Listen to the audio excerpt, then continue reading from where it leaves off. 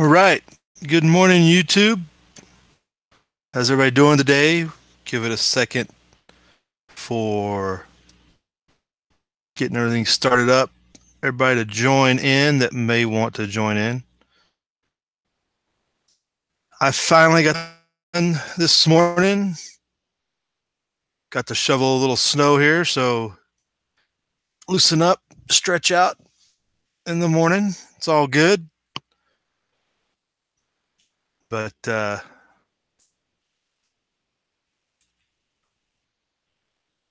wouldn't say I got to shovel snow. I got to scrape snow. It wasn't enough to really call it a shovel, but it was just enough to, if it freezes, get all the hard surfaces icy and slippery such. So cleared that off and got it done.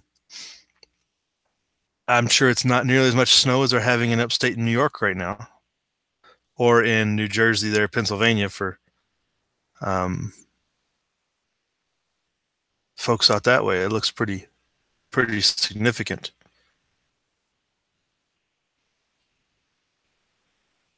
So how's everybody else out there doing this morning?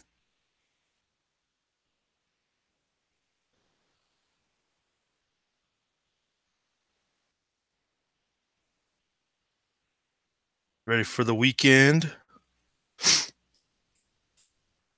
All right, so let's go in the side chat. Who we got join us? Rooster Cogburn is first, as he wants to proudly announce. Barry Wood is with us. Good morning, M. Long, clear and cool there in Middle Kentucky. Good morning, folks. Barry Wood shoveled out 5 inches of snow they got last night. Right on. Yeah, it didn't snow like a long time. It just kind of all came at once and then left. Looks like we might get a little bit more today, but nothing probably to speak of. Probably just enough to keep it cloudy and, hey, it's still snowing. But yeah, there's your weather outlook on the camera there on the screen. You got the snow still up and down the Rockies. We're getting snow probably a little more significantly than what it shows on that radar over the Sierra. I think there's a little bit more than that. And you got the Cascades and Central guys. Most of you guys are clear except for up in Minnesota, Dakotas, getting some snow.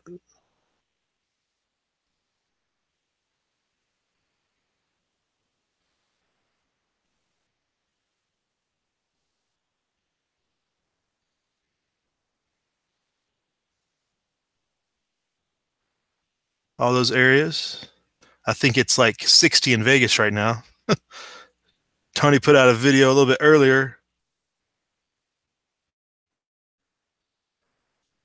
It's all good down in southern Nevada, but we're enjoying our winter. They can have that mess. So speaking of that large storm they're speaking of out there, power is already out. Evacuations ordered along the Massachusetts coast. Washington, D.C. is closed. Yes. Hey, if nothing else, a storm will shut down D.C. for us if we can't do it ourselves.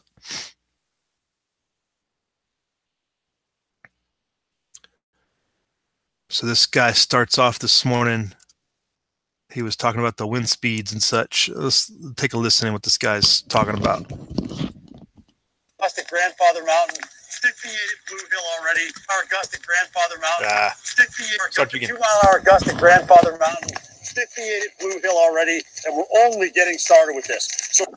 Winter Storm Riley is slamming the East Coast right now with heavy rain and snow. More than 400,000 homes and businesses are without power from the Mid-Atlantic to the Northeast and into the Great Lakes.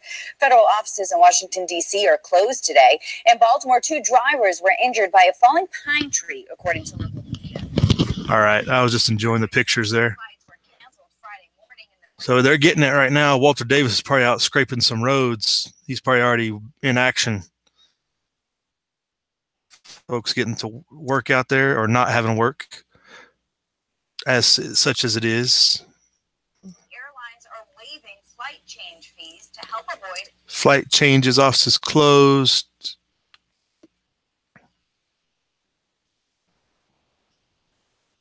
So pretty significant storm rolling in out there, as they had predicted, as they had been talking about. They had been saying they were working on it. Storm warning.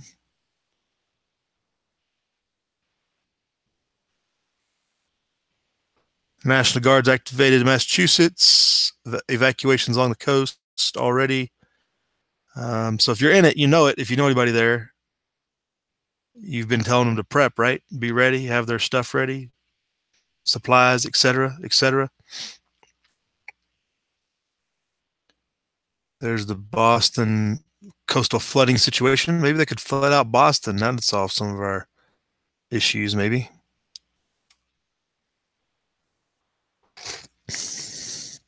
All right, so that looks like what they got right now, and they're still going through it. So it'll probably be an ongoing thing throughout the day and tomorrow too, I believe.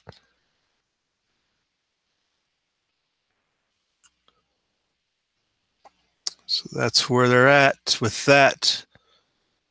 How's we doing out here? We got joining us. We got the side. I got Poison Stingers with us. Good morning, Mr. Sparks. Good morning. How are you doing? We don't even joke about stuff like that anymore. Truth Freeze is with us. Good morning. How you doing?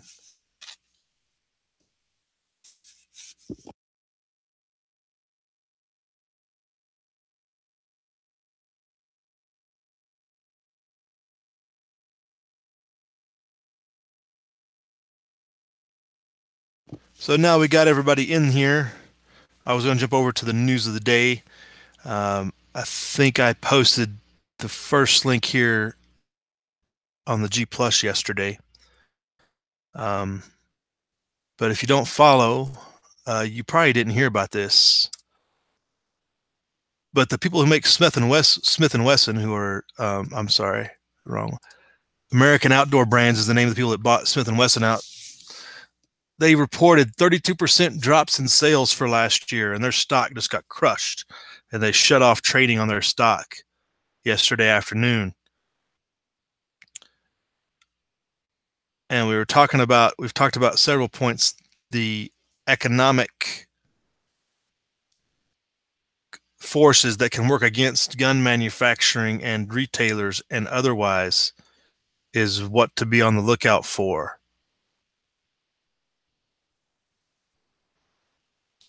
And it's coming. This is just one indicator. It gives people an excuse to drop them. We've been talking about dropping gun sales all year. So if you weren't, I mean, they already got them in a precarious position probably. They borrow money based upon the value of their stock. That goes down. They have less ability to borrow. It puts them in a tight squeeze.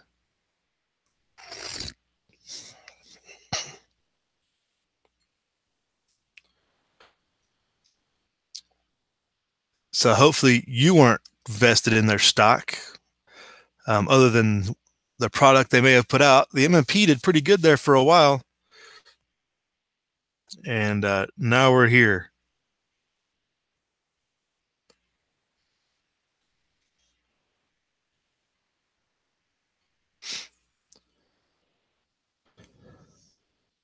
Said Wall Street had previously projected fiscal fourth quarter earnings of 38 cents on 205.6 million in revenue. They actually announced earnings for the current quarter at 9 cents or 11 cents a share, revenue between 162 and 166 million. So not living up to others' expectations can really hurt you in the stock market in particular. They have expectations they want you to live up to. Their current quarter might go up a little bit considering what we're seeing.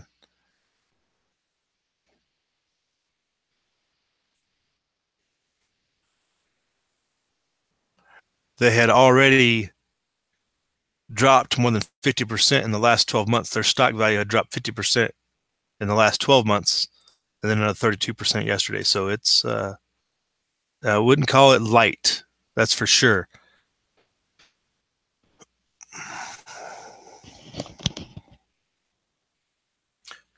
Got Tactical Tony joining us. Good morning.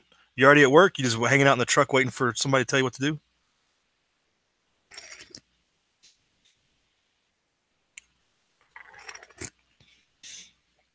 Yeah, we got the shovel snow up here, Tony, so you're missing out.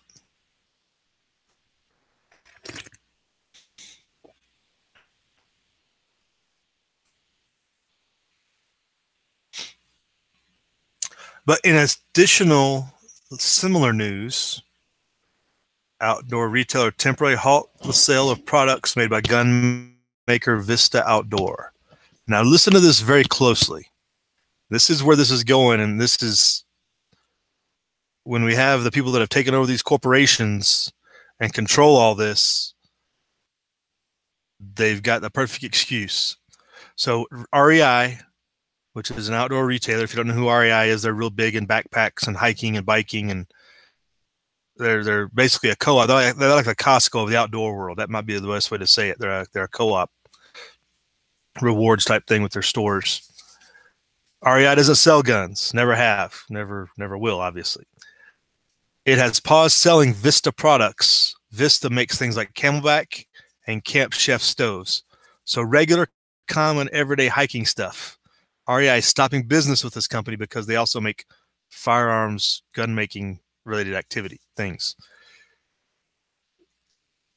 Let's go and see what else Vista makes. In addition to products it sells in REI, Vista is the ones that make Savage. Okay, I didn't know that. So Vista makes Savage arms. So all your Savage shotguns, all those real cheap, fairly well-made weapons that have been going out for. Savage seems to have done pretty good the last 6 or 7 years. Ever since the Obama came in, they've found their place in the market. So the statement from REI, we're probably going to see this in lots of places. We believe it is the job of companies that manufacture and sell guns and ammunition to work towards common sense solutions that prevent the type of violence that happened in Florida last month, the retailer said in a statement. This morning, we learned that Vista does not plan to make a public statement that outlines a clear path of action. As a result, we have decided to place on hold all future orders of products that Vista sells through REI while we assess how Vista proceeds. So go buy a Camelback today, folks. Wow. It's full press. It is and this is people where it hurts. And when you start talking about money, it's really going to be where it hurts. Tony, we can't make those ammo shops soon enough. We might have to add guns the way this is going, 3D print stuff.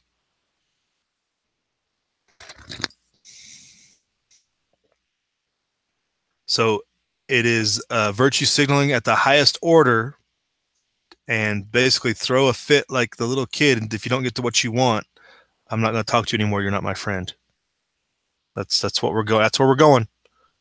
And you know what, Kevin, you just brought up a good point. I've been an RA member for, goodness, almost 20 years. It'll be 20 years last year. Yeah, 20 years.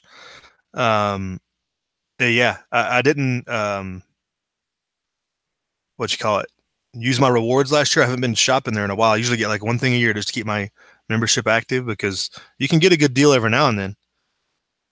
But yeah, we're done. So if you remember REI, gin up those membership rip up videos.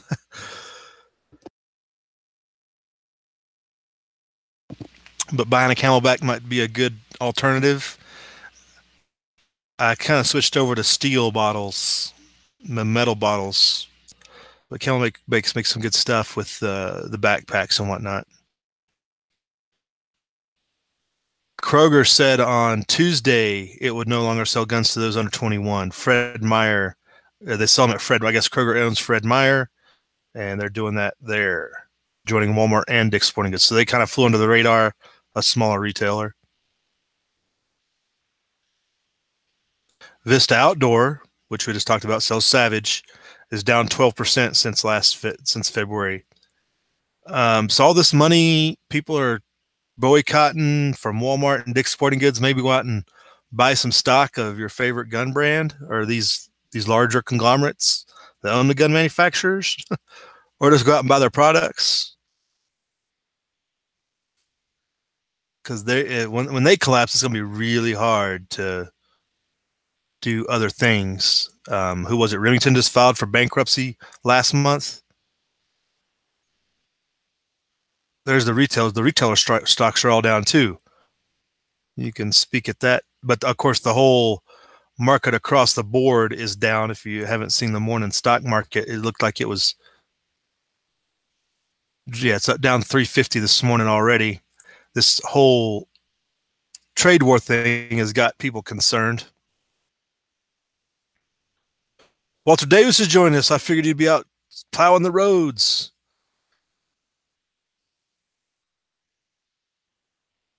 He says Savage kind of moved into the place Mossberg used to hold.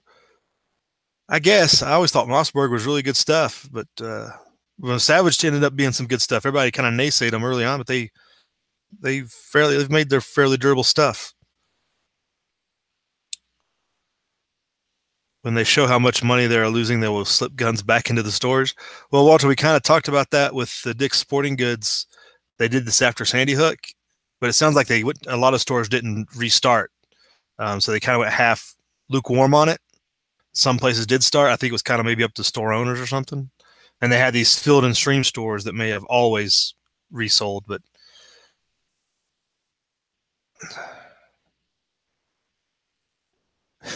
Rich Cogburn, it's a lot more than just being over 21 at this point. They're talking about restricting access. When you shut down stores and shut down the places to buy, it's going to really affect being able to find them and being able to afford them when you do find them, because they're going to be a lot shorter supply.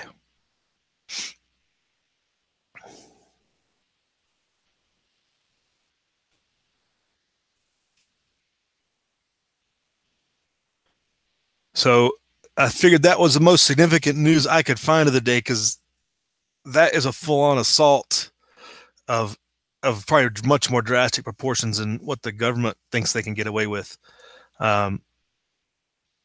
So if you didn't know, because I didn't see it anywhere else, you don't hear it widely reported, but the boycotts from the financial sector are going to be more effective and devastating than probably anything those 17-year-old kids do. Anybody got any links out there you want to put out? Put them out. We'll look it up. We already hit the weather a little bit. Did I put cards in there today? I forgot to put in cards, didn't I? Dang, that's 2 days in a row. Yeah, I think so. Rooster Cogburn says, did y'all hear Michael Savage is going to run against Feinstein? Well, somebody made that implication when he put on his radio show about a platform, but I listened to his radio show the day after, and he kind of just talked about his platform. He didn't directly say he was going to run. He just kind of talked about the sorry state we're in and stuff, which was, I thought, good on him. He could have used it as a grandstanding opportunity, but he didn't mention it the other day. But I think the Democrats are ditching Feinstein. Yeah, I've also seen that Feinstein's got some people running against her, and she's probably not going to make it. And I mean, that's a good thing, I guess you would say. But it also, whoever the Democrats bring is going to be 10 times worse than Feinstein as far as policy goes. You can't get any uglier, I get you that, but definitely going to be probably 10 times worse policy-wise, whoever it is. Full dyed-in-the-wool communist. Feinstein is a corporatist, statist corporatist, took advantage of the situation. Whoever they bring in to replace her, full-on communist probably. Will have no leeway. Because her and Pelosi, Feinstein, they just manipulated the system and got rich. They don't believe half that stuff they talk about. They don't have to worry about it. They're rich. They can pay their way out of any situation. Let me end that rant. So what else is going on out there? There's some side things. Trump getting rid of his national security advisor. It's a continuing evolving circle up there with stuff like that. Let's check out that article.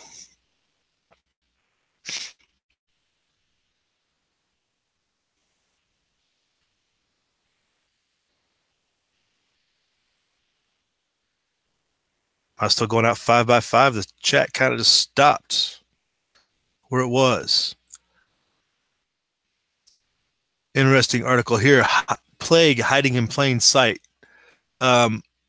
Yeah, if you didn't know and if you don't pay attention, I guess people wouldn't realize that the plague still exists. Um, so this is a tie-in, it looks like, to the Madagascar situation this past year. It's kind of a re-scare the public type article, it looks like. So it's out of the Telegraph, so the Brits. A finding published in the Emergency Infectious Disease Journal could explain why plague suddenly reemerges without warning in countries such as Madagascar and the United States. Without warning, they monitor and test for this stuff. Even without warning.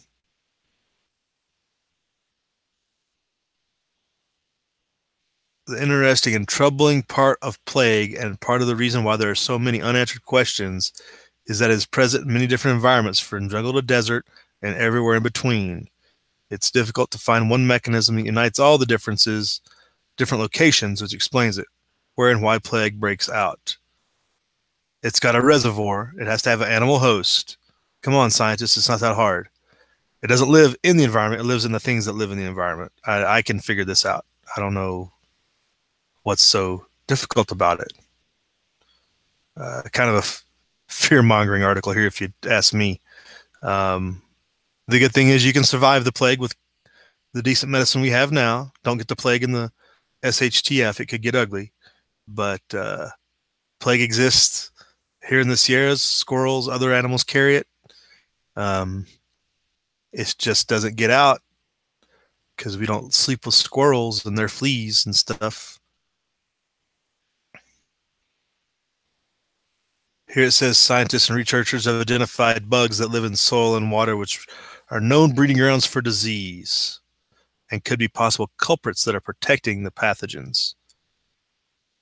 Nature has this symbiotic way of things working like that. This is a zero defect mentality. They're going to try to eliminate the plague, which hasn't really harmed many people at all. They had this outbreak in Madagascar this year, but it's the zero defect that, while they're a bunch of transhumanists, they're also trying to eliminate any type of disease that's outside our control, it seems like.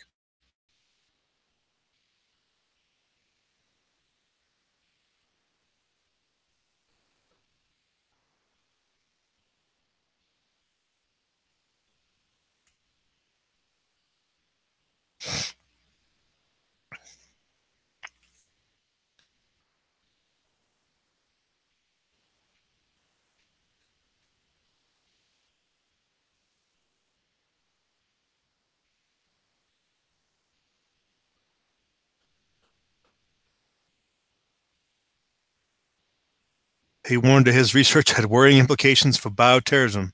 Well, there's a key word. There's a key statement. Had to drag that into there, even though plague hasn't been used for terrorism since probably people threw infected bodies over the walls of cities. That's probably the last time plague was used. It may have been used in some minor events like the Russians or us against the Russians in some small capacity that we don't hear about except in black manuals, but on wide scales, that's medieval stuff. Because it has to have a reservoir. It doesn't just exist in the environment without being on an animal and in the blood. It's not a, yeah. Anyway, fear mongering. Don't get the plague. We can talk about cures for the plague at another point, but good medical care goes a long way to keeping you, depending on which type you got. There are, like I talked about at the beginning, there are different types. Let's do hit those real quick just so you hear them. There's the bubonic and where did they list those? Bubonic, pneumonic, and a rare septicemic, which I'm not sure if that's in the blood, maybe? Septicemic plague.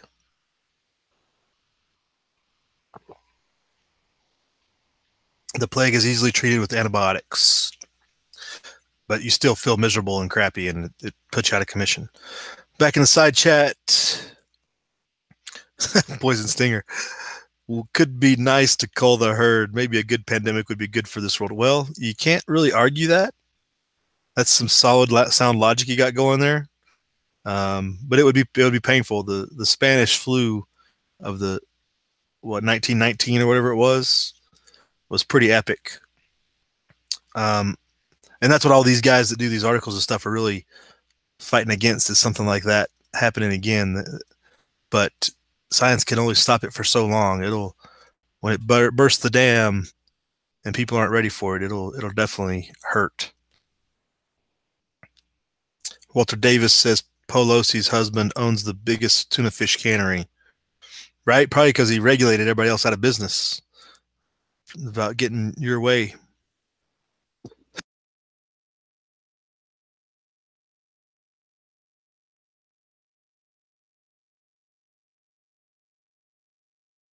Truth Freeze points out that Sheriff Israel was with the Hamas deputy linked to CARE. I saw that article and that picture. I guess a link, not the whole article. I didn't see what the source was. You know what the source of that was? I was kind of skeptical because you can Photoshop anything. I mean, he could have really he could have been standing anywhere. But if you went to an event with the guy, I guess it's more significant. But you can show up somewhere and somebody just take a picture with you fairly easily and not have a clue who he is, especially when you're trying to be all touchy-feely, diversity, stuff like that.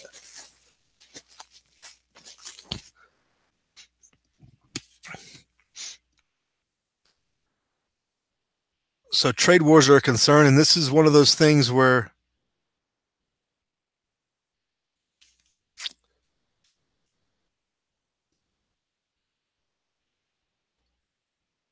is Trump playing 3D chess with this trade war aspect? You gotta wonder. This is another questionable move, I guess you'd say.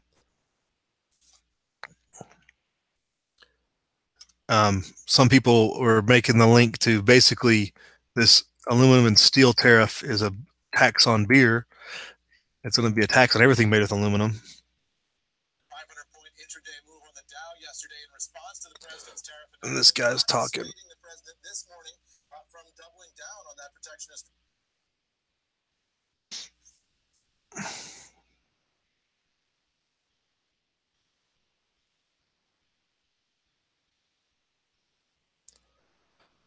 So he announced that they'll impose a 25% tariff on steel and 10% on aluminum. And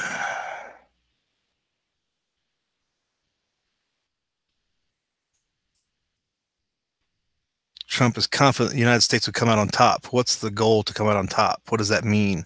We're going to be able to increase output. We're going to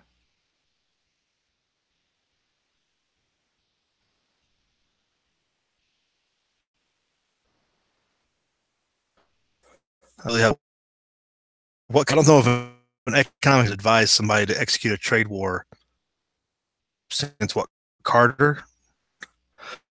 Having trade sanctions against countries is a little bit different than a just outright tariff on certain products. This is targeted at China, I think, in a lot of ways, but the second, third order effects can be quite drastic against other countries.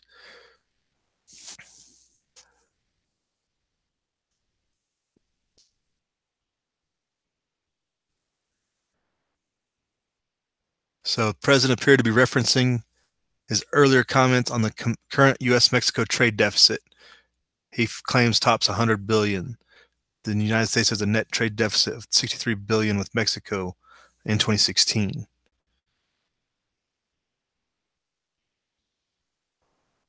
We really need to break down trade deficits per capita, I think, in some kind of percentage per population, because obviously Mexico doesn't have 330 million people. Well, because 30 million of them came up here. But anyway, there's a proportional. We can't sell as many goods to them, obviously, because we bring in all the goods because we have more people and whatnot.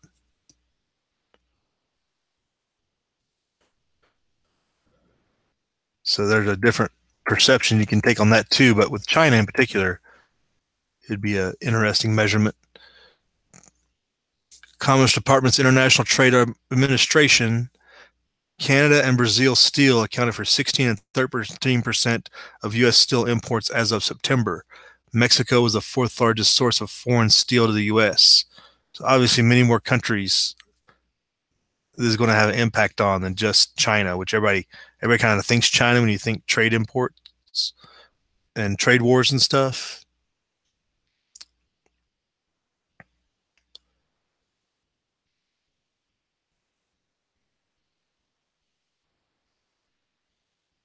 Let me check in on the side chat.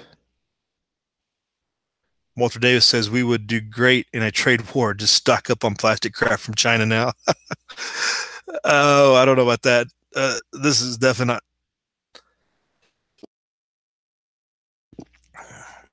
Good morning, Practical Outdoorist. How you doing? You're coming in a little bit late. We're going to be wrapping it up here shortly.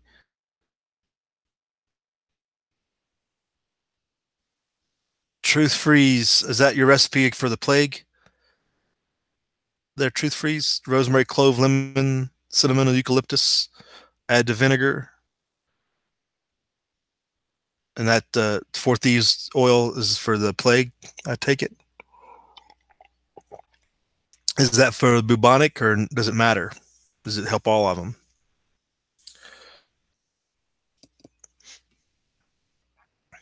But yeah, trade war with pretty much the world.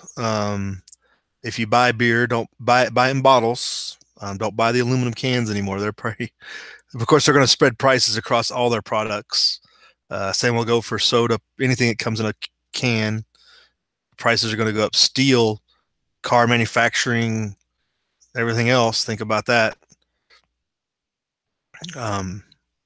Fairly significant. I don't know that trade wars are good and easy to win. That's probably a bad statement because it's way too subjective. What's the goal?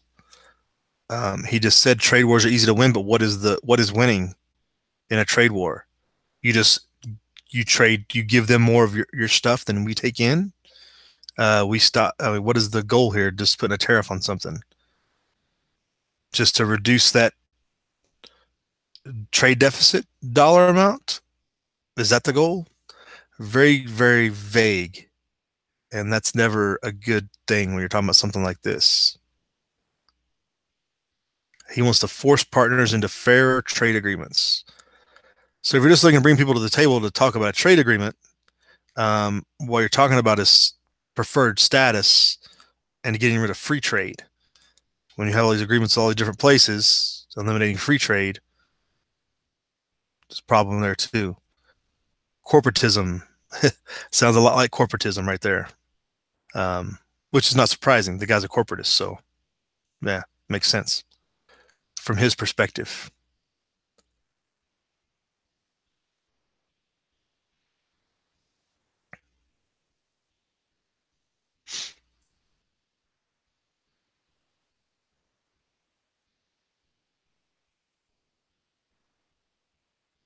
So stocks are dropping across the board this morning.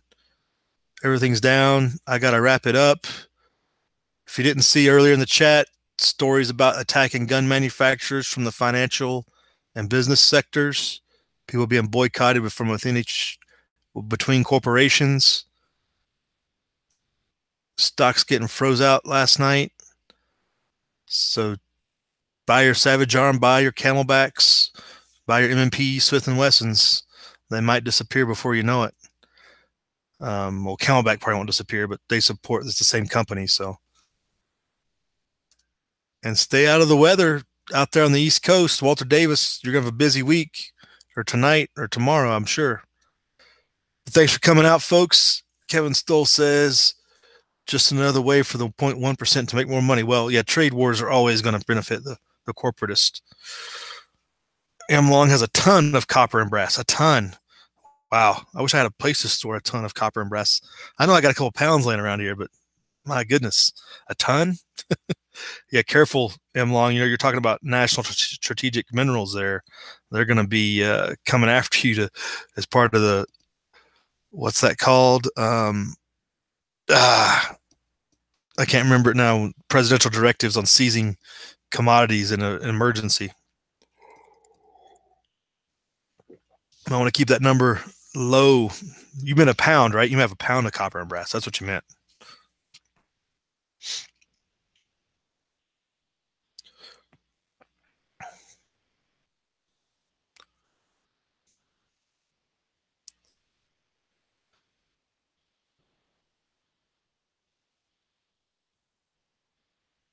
Yeah, good point. Truth freeze with the aluminum tariff. Just means more plastic, right? People are going to push plastic, cut back on aluminum use, which is kind of the opposite of what we want. Yeah. You don't want stuff packaged in plastic for sure, health wise. Anybody, if anybody didn't catch it out there listening out in the after or couldn't see it, recommended essential oils in particular for what's called Four Thieves oil, old school remedy. Rosemary, clove, lemon, cinnamon, eucalyptus oils mixed in with vinegar. Makes Four Thieves oil for helping out with the plague and etc.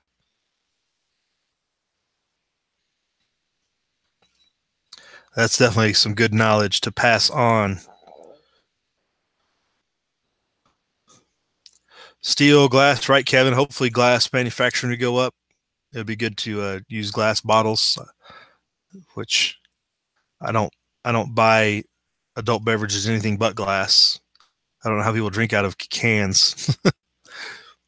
But have a good week, folks. Have a good weekend. The week is over. We'll see you tomorrow morning. If you want to jump in with us, we'll be knocking out our hour chat in the morning, reviewing a lot of other stuff from the week and seeing what else they try to sneak under the radar on the Friday night press releases, which is what's common practice nowadays. So if you're not digging out of snow or flooding on the coast of the East Coast, have a good day. Live free.